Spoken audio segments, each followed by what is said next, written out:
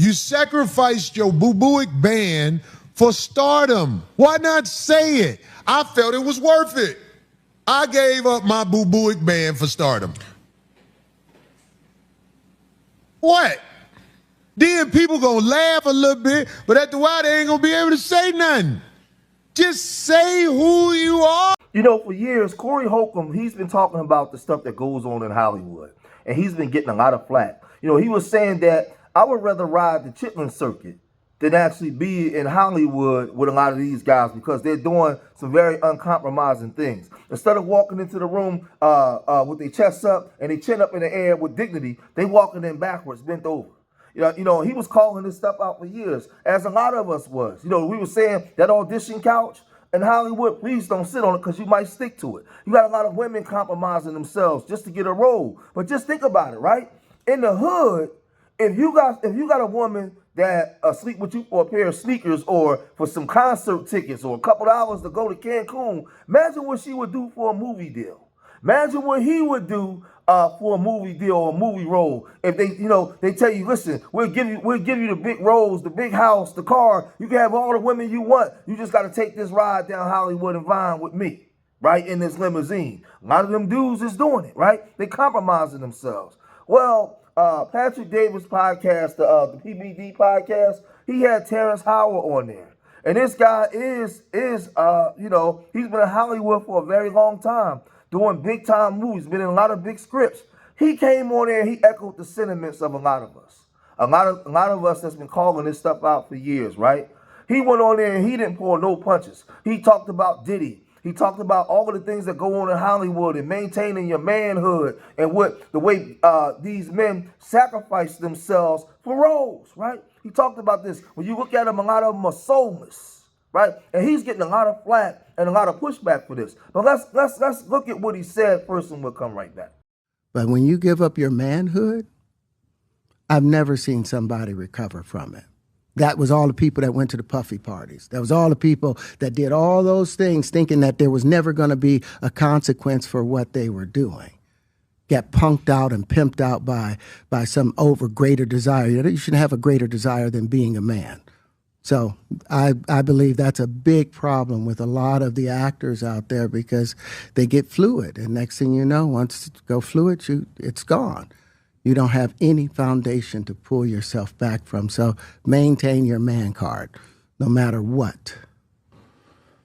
Man, I mean, you know, one of the things you're seeing, you went to a whole different place. Sorry. No, I get it. So you see some guys struggling with that. You see Bieber struggling with that. You see some of these guys struggling with that. They can't get it out of their head. They can't get it out of their head. The things that they did, no matter how they did it, whether they were drunk or high or whatever, you gave up your man card. You need therapy. And that's the thing that hurts them the most. And so they end up on drugs, end up every way to try and get rid of any principles there are. And that's what the business does. And the women that trade their bodies to go and get the role, they get to the point where they have their Oscar, they have their money, but they don't have their dream. They don't have the soul that they started with. So it's like achieving don't mean anything. If I get all the Nobel Prizes from doing all of this, but in the process I have to trade out all of my integrity to do it so that they can stay in place, what benefit is that if I lose my integrity? You got to go in as a principal. And what we were brought in here as men.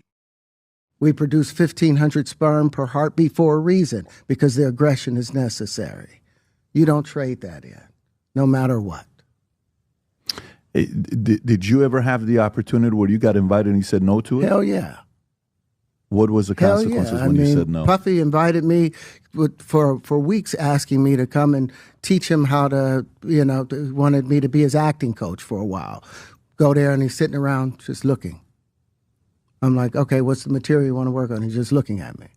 Then next thing you know, okay, hey, will you help me? I want to hear your music. So I come over there and I play the music. And he's sitting there just looking at me, like waiting. Okay.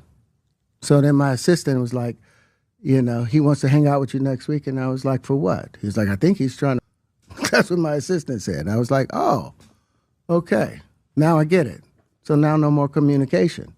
Now you know to be hands off with somebody. A number of producers coming to make the approach, and you threaten to punch them in the mouth or threaten to knock their head off for talking to you like, or looking at you like you're a woman.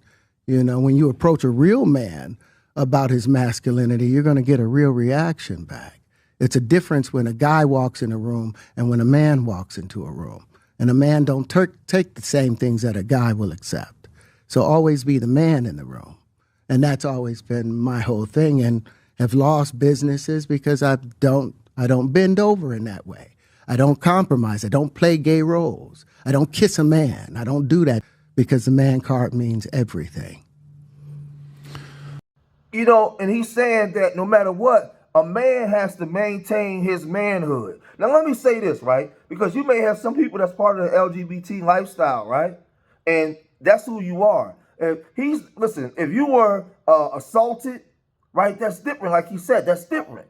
If you was maybe born a certain way, right, you've been like this since a child, right, and this is who you are, and you live it in your truth, I have no problem with you. He's talking about these guys that's going to Hollywood, and they're giving up their manhood for worldly possessions. That's what he's talking about. I'm going to say it again. He's talking about these guys that's going into Hollywood, and they're giving up, they're sacrificing their manhood for worldly possessions, and then coming out back into society as if they didn't do it. But when you see them, they're like soulless beings. They own alcohol, drugs, they own all kinds of things because they're trying to cope with the decisions that they're made because they've given up their manhood. Again, if you're somebody that's who you've been all your life, you're not part of the conversation. Nobody's talking about you. So don't make it about you.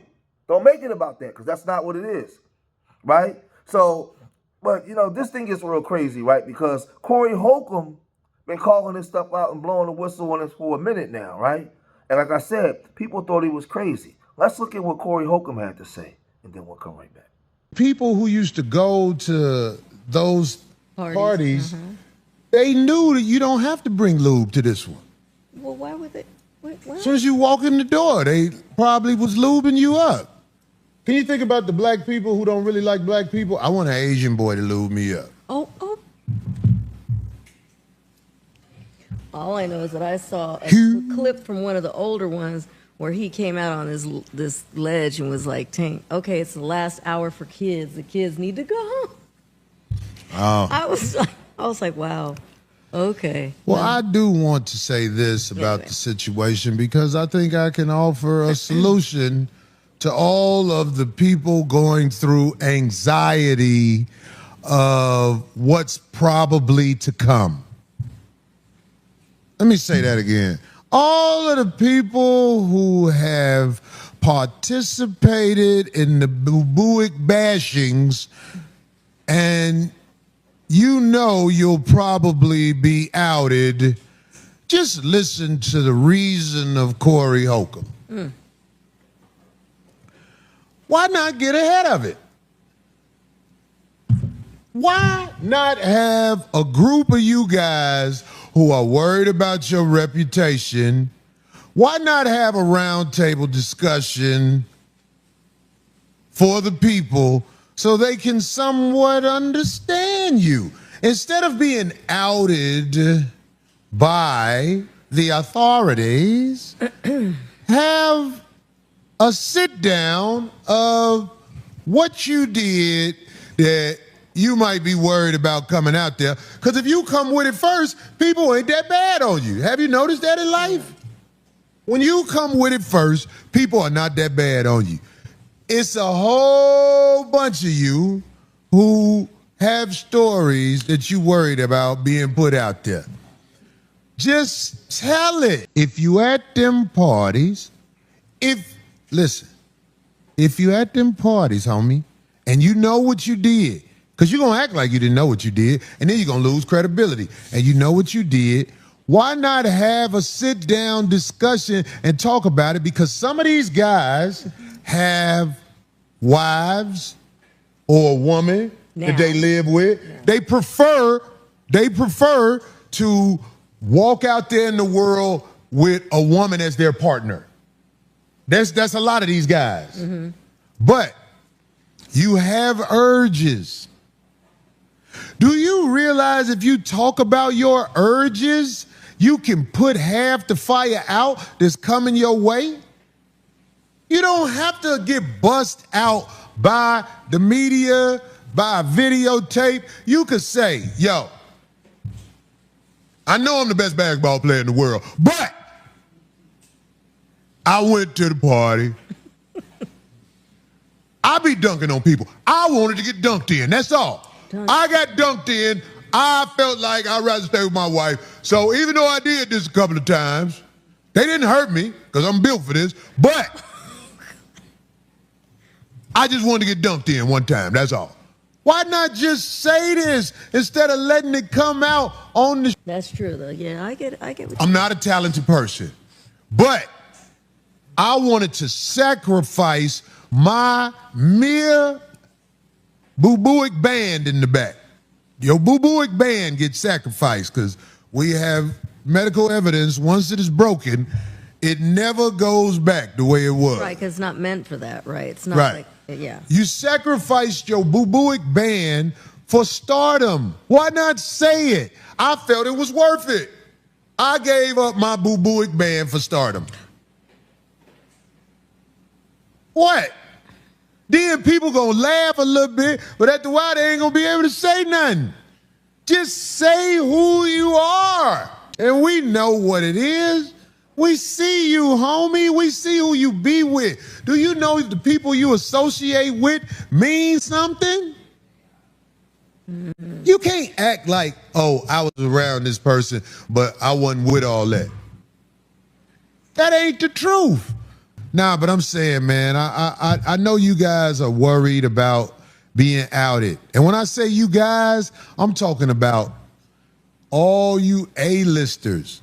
Those are the ones who really have problems. The little busters, it don't matter if you outed. Everybody know you. They probably actually don't mind. Everybody know you're a little grease in the back boy anyway. Ooh.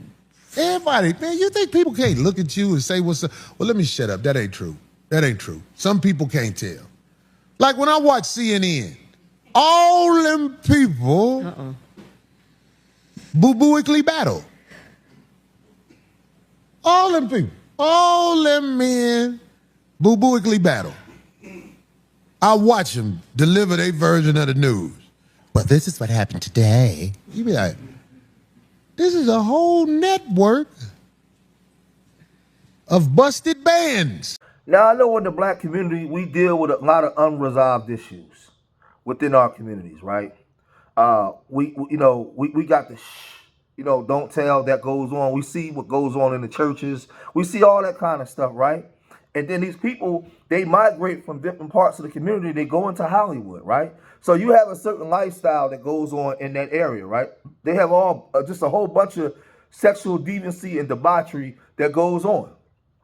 But what Terrence Howard is saying, what Corey Holcomb is saying, right? What went on at these Diddy parties, and not just Diddy parties, because so many of them, because what's his name? Quincy Jones came out some time ago before he passed away. And he talked about things that went on in Hollywood.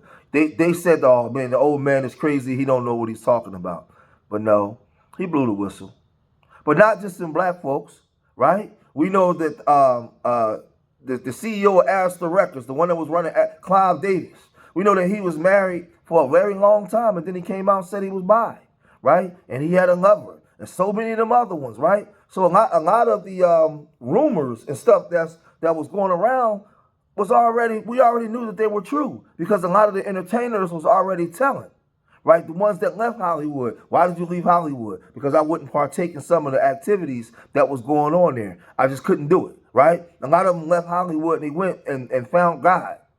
So, a lot of this stuff now with a lot of the LGBT and the trans community and all these different groups coming out from the shadows, they feel like they're offended that a masculine man is talking about his manhood, right? Well, you should. Just the same way you should have your independence as whatever lifestyle you guys want to live, the straight man should still have his independence to talk about his manhood and not wanting to give it up, right? Now, you should, if you are part of that community, you have a problem with it, then at the end of the day, you're discriminating against Terrence Howard. Because Terrence Howard has a right to his free speech. He has a right to, as a man, wanting to maintain what he considers manhood. and which we know is right, based off of scripture and everything else. His manhood. How does life come into this world? Through a man and a woman. All of us here came through the womb of a woman. We didn't get here no other way, right? So that's all I'm saying, man. Listen, we all, if that's the lifestyle you want, then that's fine. But at the end of the day, Terrence Howard should have a right to have his opinion as a masculine man on what he considers masculinity without having to get backlash from anybody. And we've been calling this stuff out and what's been going on in Hollywood for years. And now things is really coming full circle to the surface. And I'm going to tell you something, too. A lot of people within the LGBT community, right? You got a lot of people that want to come and indulge in the behavior with you guys, get the benefits, but then want to keep their lifestyle a secret.